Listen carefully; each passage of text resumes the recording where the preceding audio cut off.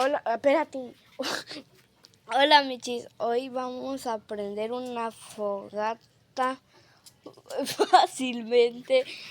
Primero se le va a poner el papel y después se le echa el aceite. ¿Cómo se dice? ¿Luego le pones la voz? No. Ahora se va a quemar el papel y se va a poner de esa forma el papel. Se va a poner de esa forma el papel y para que agarre el fuego. Así. Después se le va a poner el carbón. Ya cuando vean que el fuego está así,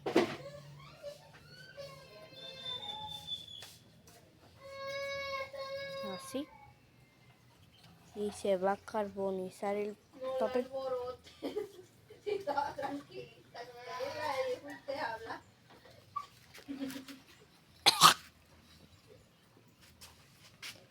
Miren, ¿Cuánto gastó?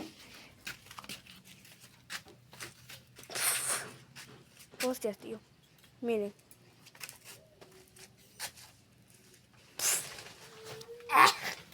Ay.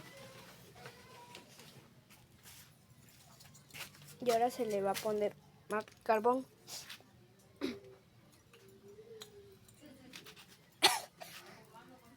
Miren.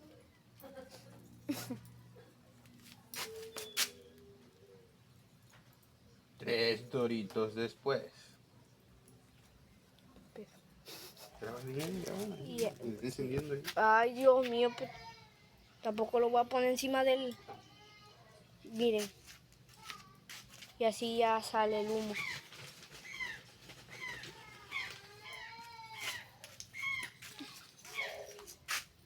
Y se le ponen 1000 carbones.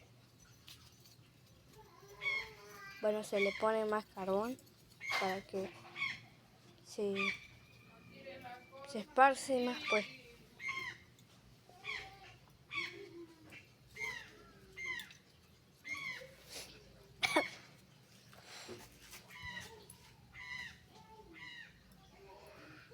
Y se deja por unos 10 minutos más o menos. Y se deja por unos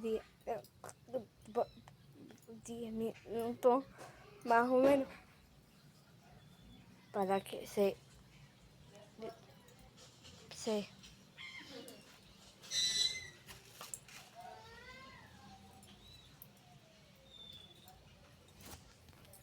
miren. Claro, por arriba. Ay, pero no lo vayas a subir abajo. Miren. Ya. Se tiene que quedar.